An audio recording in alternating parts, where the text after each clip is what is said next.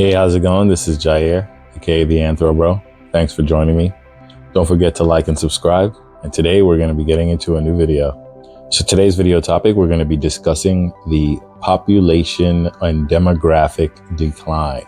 This has been very popular lately, especially with Elon Musk, making his statements about them in the last few days and weeks. So it's gained a lot of popularity. I can't emphasize this enough. There are not enough people. I think one of the biggest risks to civilization is the low birth rate and the rapidly declining birth rate.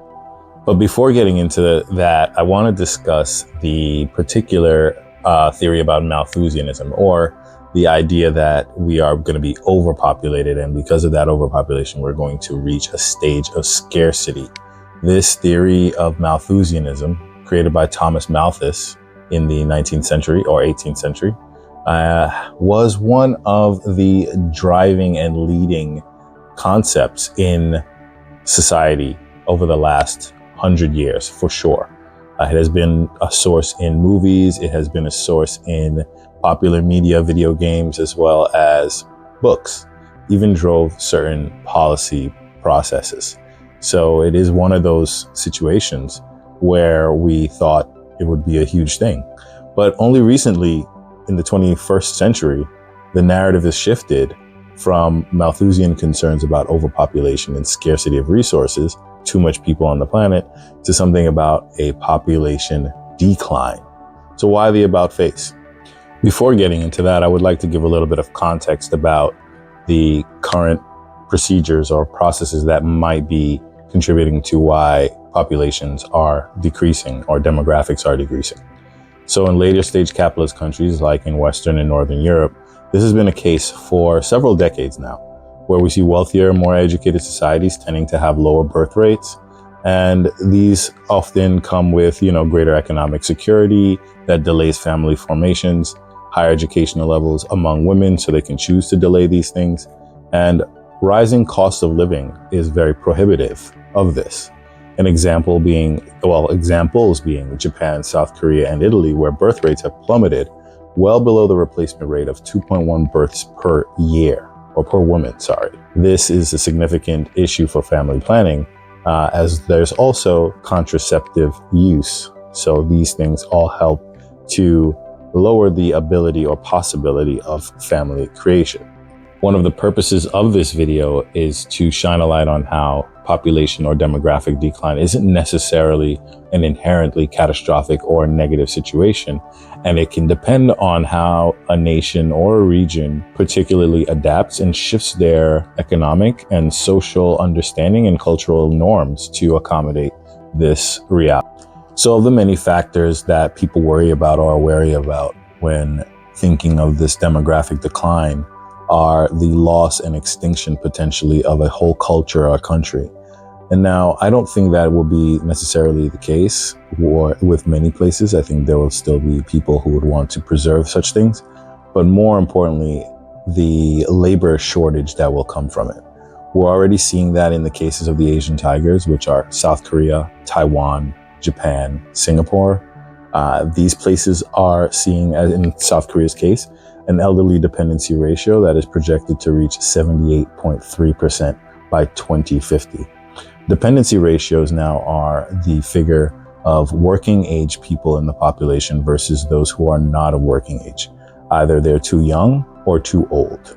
And this obviously is essential for economic balance.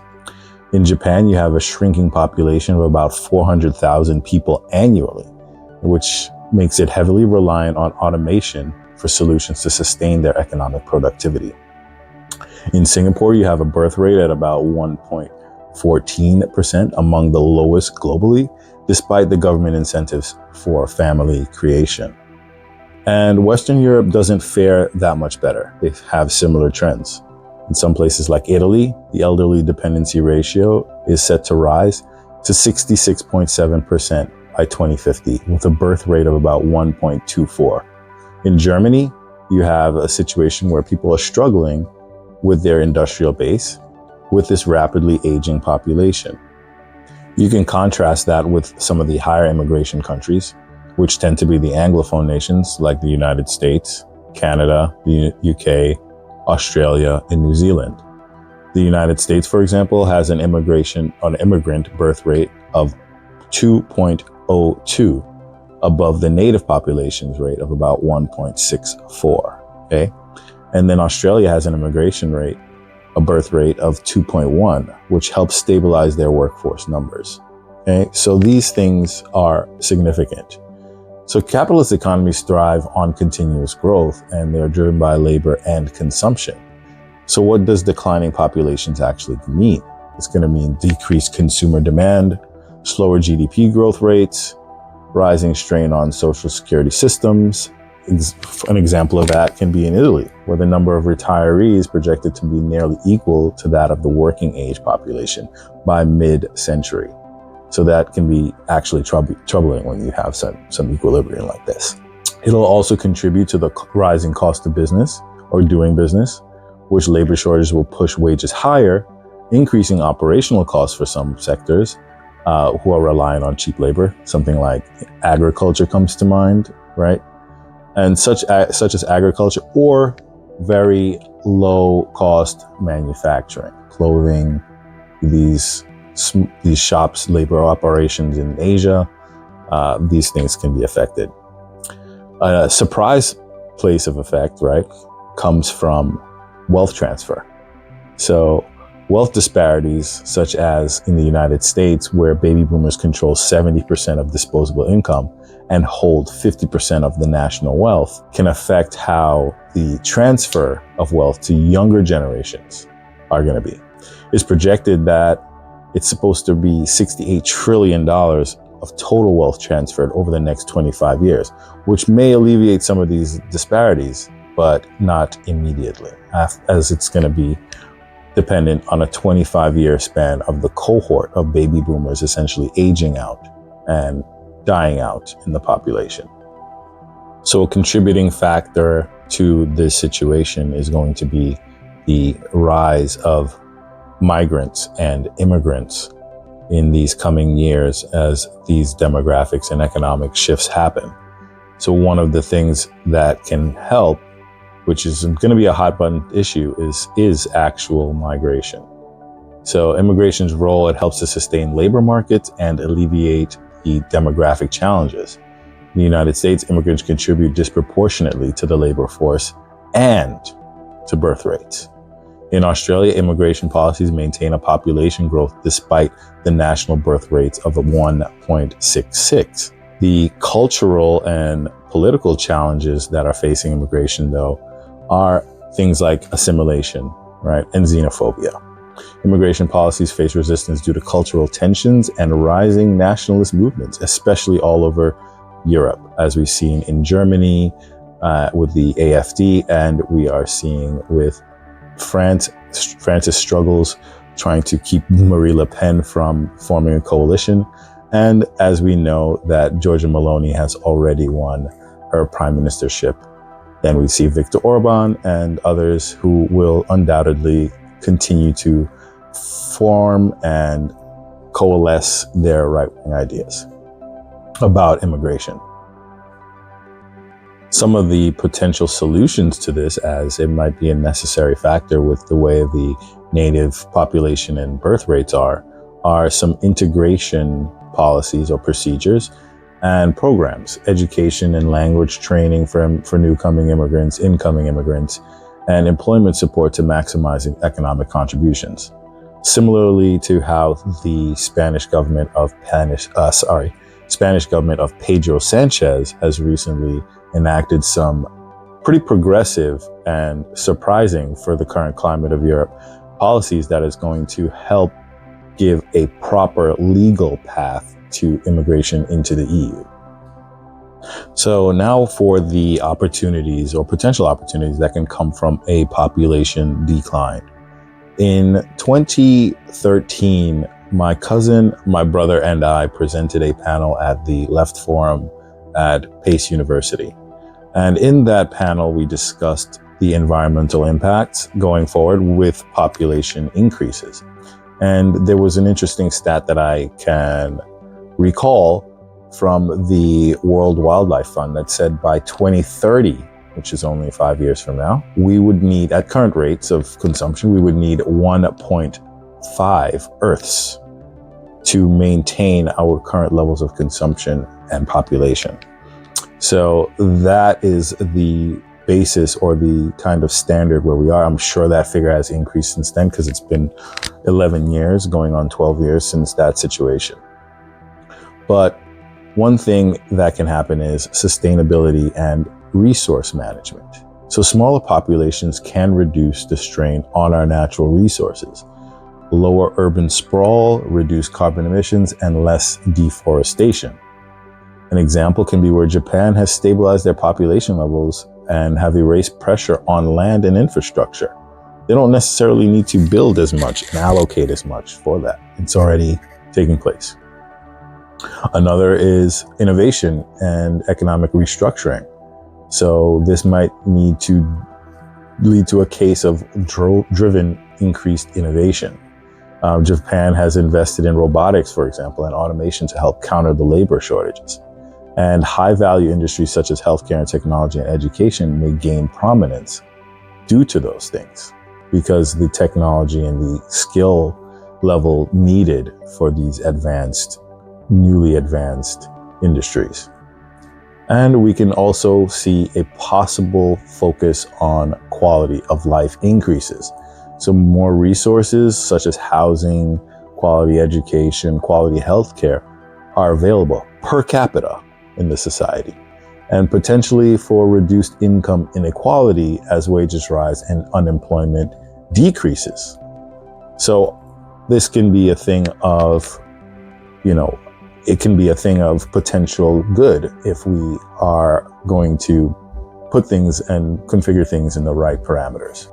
However, I don't want to make it seem like there is no potential downside, or as we humans tend to do, make the wrong choice or wrong process when given these new technological capabilities. And so automation and artificial intelligence and robotics won't necessarily or by default inherently be a positive and can be a double-edged sword, right? So automation, for example, is seen as a potential solution for labor shortages, but you can have people in charge of industries and markets where they decide that AI-driven systems or robotic-driven systems are the way that they prefer than humans. Billionaires like Elon Musk, for example, advocate for AI-driven systems to sustain our economies in a world where demographic decline is going to be a reality. Some limitations to that can include, automation cannot replace creativity, empathy, or service roles. They can basically help and support those, but they cannot direct and maintain those positions. This is very human touch quality. Our AI capabilities are just not there yet. And skilled labor is still required to develop and maintain these technologies at the end of the day. So we ultimately cannot rely on these things. These things will just be, again, a support, a supplementary kind of technology and assistance. But it can do a lot of the heavy lifting. As I mentioned earlier, one of the things that people worry about with this demographic decline and the transition away from this era of high populations to one of lower populations is the concern with losing your heritage or losing your cultural identity. And this doesn't necessarily have to be the reality. It could actually be quite the opposite. Now, while it is true there are some concerns with regard to climate change or colonialism for the loss of cultural identity and the loss of cultural heritage, it doesn't have to go in that direction. And there is a historical precedent for adaptation to a lower population. One notable one, I don't think people really take into consideration that much, is the Black Death and the rebound of that being the Renaissance and the subsequent Enlightenment era in Europe. Societies have rebounded from it where, for example, the Black Death, like I mentioned, there was a loss of up to 25% of the population in Europe, particularly Western Europe. What happened after that? We saw an explosion of things coming from the Renaissance, from actually the age of discovery and the age of enlightenment. So these things can be almost an impetus for, or a catalyst to speak, for an explosion of innovation and an explosion of adventure and discovery. Now, I'm not here to discuss the moral implications of those things that I just mentioned. However, the fact remains that those things led a population from a situation of destitution to a situation of prosperity, and it's a notable one. Likewise, smaller populations can implement more effective programs that are going to focus on the traditions and target education and investment in the arts for the preservation of these practices and policies and procedures that help maintain their cultural identity. So what are some of the potential consequences or realities that we can see from, going without immigration? And we can use Japan as a case study because they have pretty restrictive immigration policies that ultimately exacerbate their population decline. By 2050, the elderly dependency ratio for Japan is projected to be at 75.8%, straining their economy. The reliance on automation and shrinking consumer base threatens their long-term stability. As you know, Japan has had a stagnant economy for quite some time, even decades. And the situation in Western Europe is not as dissimilar or different, where you have Italy and Germany, particularly with their rise in right-wing governments and sentiment towards migration. These things will undoubtedly have an impact and challenge the aging populations soon to come, especially as Germany, for instance, is having a particularly hard time forming their coalition government. And Italy, as we know, is one of the oldest countries or oldest societies in Europe as a whole. Then we have South Korea, who is taking a slightly different approach with being a little bit more exploratory or open with immigration policies to counteract their workforce decline. Cultural resistance and deep-rooted homogeneity pose an obstacle to full implementation, however. And Korea still is, in many aspects, a traditional culture or traditional society.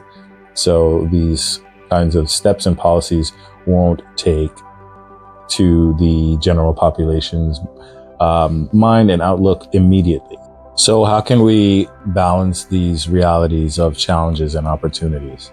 By, one, recognizing that a demographic decline isn't necessarily a crisis, but a shift, and one where we can adapt to thrive and not necessarily suffer. We can adapt by embracing immigration and integration policies. We can invest in automation and artificial intelligence in the right ways, and we can focus on wealth redistribution and economic equity. One of the things that we can also do is recognize that the population or the cohort of baby boomers, one of the largest population groups that ever existed on this planet, is going to be a large group leaving at the same time. So, or in fairly close period of time.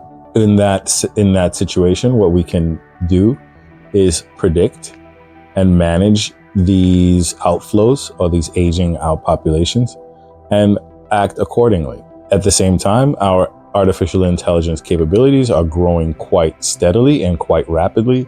So we might find a point of relative equilibrium where these things can bring us prosperity rather sooner than later. So to conclude, the transition from the century of Malthusian thinking and Malthusian doctrine that we are overpopulated and we're going to run into a scarcity problem has now transitioned to a fear that we are going to all run out of society and people, and there will be not much left of us or the things that we care about. And this doesn't necessarily have to be the truth. We can evolve. We are always evolving as humans do. And while industry leaders worry about shrinking labor pools, demographic decline offers opportunities for sustainability, for equity, innovation, even wage growth, and higher standards of living if we manage it properly. The transition can be a new narrative from a perpetual growth one to a sustainable living model as well, which we all know is much better. So my final thought on this, a demographic decline is not the end of society. It's a chance to actually redefine the parameters with which we live under. All right. So thank you everyone for joining me once again. This is Jair the Anthropro. Don't forget to like and subscribe and join me once again for another video coming up. Take care.